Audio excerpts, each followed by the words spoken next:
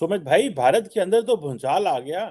वो कहते हैं जनाब के जो गौतम अदानी साहब हैं, जो कि इंडिया के सबसे अमीर शख्स हैं, और इसके अलावा जो इंटरनेशनली भी वो बड़े अमीर थे। मेरा ख्याल है पहले नंबर पे थे या दूसरे पे, आई थिंक। तीसरे और पे थे। उनकी जो जो वेल्थ है उसमें $100 अरब का लॉस हो गया दिनों के अंदर। तो वो जो बेसिकली ये कहा ये जा रहा है, और मैं गौतम अदानी साहब की कुछ स्टेटमेंट सुन रहा था। उनकी कंपनी ने कुछ 412-13 सफ़े का कोई रिस्पॉन्स किया है, और उन्होंने कहा है कि ये बेसिकली इंडिया के ऊपर हमला है। How do you see this? देखिए चीमा साहब, सबसे पहले शो पे बुलाने के लिए धन्यवाद। और अच्छा लगता आपके शो पे आके। देखिए चीमा साहब, सबसे अच्छी बात जो है इसमें, और वो डायरेक्ट बात है, वो खुद गौतम अदानी साहब ने कह दी, इट्स अटैक ऑन इंडिया।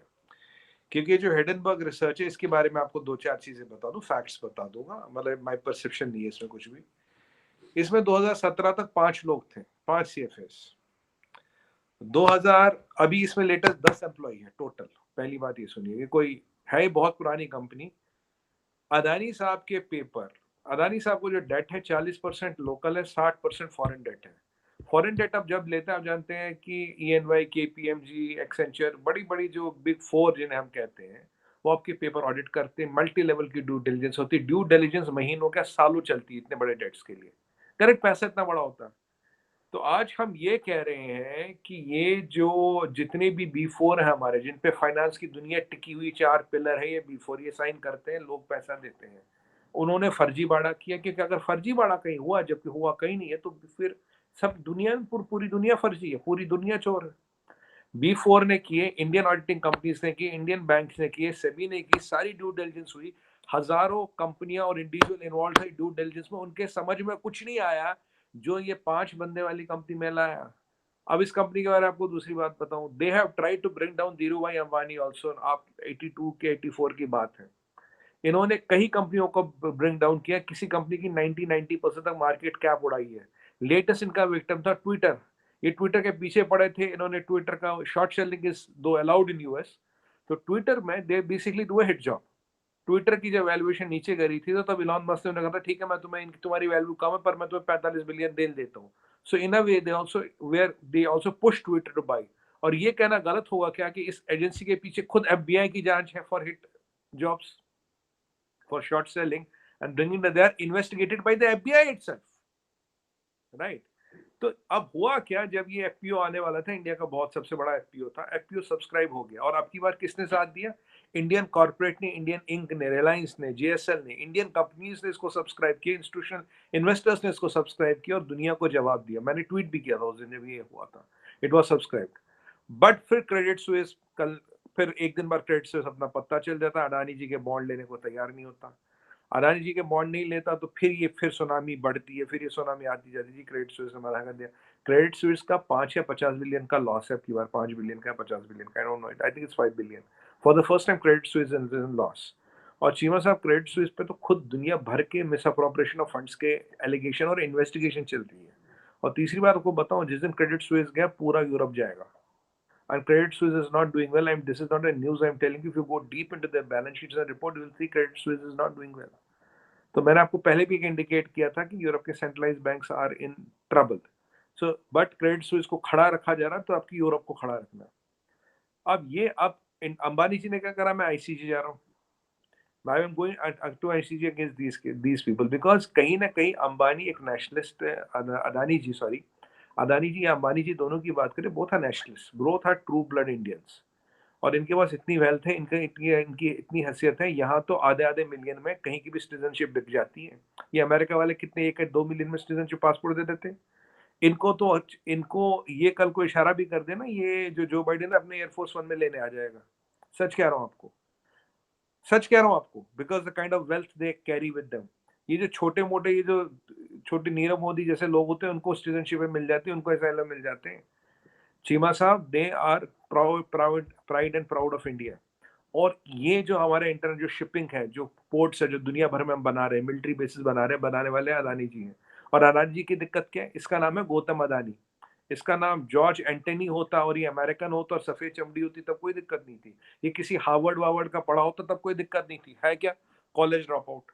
अब ये यार, ये ब्राउन स्किन वाला आदमी, college drop out, ordinary Gujarati, इसका नाम भी फर्क नहीं, किसी आईवी लीग का ठप्पा भी नहीं लगा इस पे, जो मैं I am myself corner employ, मुझे ऐसा नहीं कहना चाहिए बट ठीक है लगा है। बट इसका मतलब कि ये इसने कैसे कर लिया, अरे ये कैसे बन गया? आपको पता है पीछे कुछ टाइम तक ये नंबर 2 आ गया था, for some time was number 2 richest man, then he came to number 3। ये धीरू भाई अंबानी जी पे अटैक हो चुका है। और चीमा साहब, it is attack on India because by stopping Adani and Ambani will have more attacks. देखिए महाभारत में 18 अध्याय थे, 18 महीने हैं हमारे 2024 के इलेक्शन में, और ये अटैक होते रहेंगे। गुजरात के विक्ट्री के दिन मोदी जी ने कहा था जुल्म बढ़ने वाला है, हम पे आरोप लगने वाले हैं, हमें तैयार रहना चाहिए। मैं कोट अनकोट प्राइम मिनिस्टर की बात कर रहा हूँ on the eve of Gujarat election win. और तभी मैं समझ गया था, और उन्होंने महाभारत का भी जिक्र किया था कहीं ना कहीं। तो अगर आप सारी कड़ियों को जोड़ें, it is an attack on India, it is some way to stop India, it is some way to send a message to India. और पूरा इंटरनेशनल कवाल, पूरा डीप स्टेट लग गया है अदानी को रोकने के लिए। पर उन्होंने कल ऑन मॉरल ग्राउंड ही said I am returning the FPO, FPO return किएंगे। और मैं आपको गारंटी दूं, कुछ टाइम बाद ये स्टॉक्स का debacle will stop, Adani group will rise again and the FPO will be oversubscribed multiple times. But we have learned one lesson, वो लेसन ये है कि आत्मनिर्भर भारत, मेक इन इंडिया और नेशनलिस्ट पे हमला हर तरफ से होगा। और चीमा साहब, मेरा प्रेडिक्शन कह रहा हूँ आपके चैनल पे विद रिस्पॉन्सिबिलिटी कह रहा हूँ, Gautam Adani is not the last, he is one of the first. You will have more such incidents happening and we are prepared for it. हमें पता हमें क्या करना है। और what I was very happy yesterday, Indian Inc, the Indian companies put money, चाहे वो कांग्रेसी हो चाहे वो भाजपा को फर्क नहीं पड़ता, सब ने पैसा लाया और दिखा दिया दुनिया को हम इंडिया से इतना बड़ा एफपीओ निकाल सकते हैं। एंड अदानी जी का एफपीओ सक्सेसफुल हो गया, but he return the money, कह रहे हैं यार अभी टाइम नहीं है, फिर करेंगे। It was again we send again a message. और चीमा साहब एक और बात बताओ लास्ट में जाते जाते, इन्होंने हम पे हथौड़ा मारा है। हम एक स्टील के प्लांटों में ना एक लोहे, आयरन प्रेस कहते हैं एक मशीन को, आयरन प्रेस बड़ी मशीन होती है, हम आयरन प्रेस से जवाब देंगे, wait and watch, will reply with iron press. Sumit bhai ठीक है, आपने बड़ी अच्छी बातें की हैं। ऑब्वियसली देखिए, मैं समझता हूँ कि इतनी बड़ी कंपनी होना एक मुल्क के अंदर, एक नाम होना, इटसेल्फ बहुत बड़ी बात है। ये फॉरगेट आज एक कंपनी कहीं से बैठ के उनके ऊपर रिपोर्ट बना रही है, लेकिन मैं पर्सनली ये समझता हूँ ये कामयाबी है, ये डेवलपिंग वर्ल्ड की कामयाबी। एक बात ये मेरी ज़ाती है सी। लेकिन इसमें एक बड़ा क्रिटिकल क्वेश्चन जो मैं आपसे शेयर करना चाहता हूँ, आप पूछना चाहता हूँ।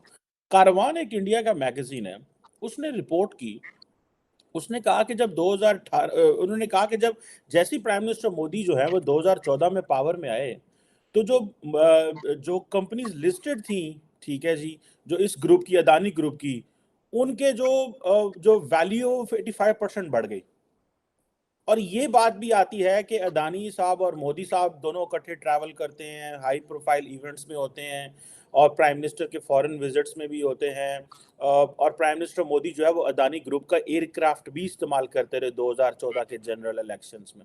और उसके बाद क्या होता है कि जो अदानी ग्रुप है, जिसके ऊपर अभी एलिगेशंस, टैक्स एवेजन के इश्यूज, मनी लॉन्ड्रिंग के इशू, ब्राइबरी के इशू, एनवायरमेंटल क्राइम्स तक की बातें हुई हैं। मैं ये चीज जानना चाहता हूं कि क्या ऐसा, अभी देखें, प्राइम मिनिस्टर, इनका शेयर जैसे ही प्राइम मिनिस्टर मोदी आए ये ऊपर गए, और जब ऊपर गए ये चीजें, क्राइसिस, ये रिपोर्ट आई, तो हर चीज नीचे आ रही है, हालांकि प्राइम मिनिस्टर मोदी तो वहां खड़े हैं। आप क्या समझते हैं गौतम अदानी का जो राइज है, दैट इज बिकॉज के प्राइम मिनिस्टर मोदी पावर में है, और उन्होंने बहुत सारे जो प्रोजेक्ट्स दिए हैं, जो इन्वेस्टमेंट्स हुई हैं, वो बेसिकली सरकार ने इनको इसलिए दिए हैं कि ये मोदी साहब के दोस्त हैं? देखिए पहले एक चीज मैं वाजे कर दूं चीमा साहब, कोई मोदी जी का दोस्त नहीं है। मोदी जी का एक ही दोस्त, एक ही फैमिली, एक ही साथी, वो है मदर इंडिया, भारत देश। तो यहाँ दोस्त वोस्त का कोई मतलब नहीं होता। आपने मोदी जी तो इंडस्ट्रियलिस्ट से मिलते भी नहीं, कितने इंडस्ट्रियलिस्ट के साथ आपने मोदी जी की 1-to-1 फोटो देखी है? हाँ, कोई एयरबस का सीईओ कोई बाहर बाहर से आएगा उससे मिलते हैं। गौतम अदानी जी के साथ आपने कितनी इंडिविजुअल फोटो देखी है लास्ट 8-9 साल में? कितनी बार गौतम अदानी जी से मिले? ऐसे है नहीं कि मिलेंगे और फोटो छुप जाएगी। और मोदी जी को जहाज किसी का यूज करने की जरूरत नहीं है, अपना कुछ 1000 करोड़ का जहाज है मोदी जी का, उन्हें किसी का जहाज यूज करने की कोई जरूरत नहीं है। और भारत इतना छोटा देश नहीं कि किराए के जहाज दाएं बाएं से मांगता रहे। तो ये आप नहीं चीज निकालिए। नहीं, अदानी साहब के जहाज थे। मैं कह रहा हूँ देखिए, कोई जरूरत यूज करने की नहीं, उनकी एविएशन कंपनियों की जहाज हायर किए होंगे। यहाँ दुनिया भर के लोग एविएशन कंपनी है जहां से जहाज हायर कहते हैं। आपको मैं बताऊं, ये जिंदल साहब है हमारे, वैसे तो ये कांग्रेस ही है, इनकी भी एविएशन कंपनी, वहां से भी जहाज हायर होते हैं। जहाज तो किसी से भी हायर कर सकते हो जिसके पास जितनी बड़ी कैपेसिटी का जहाज हो।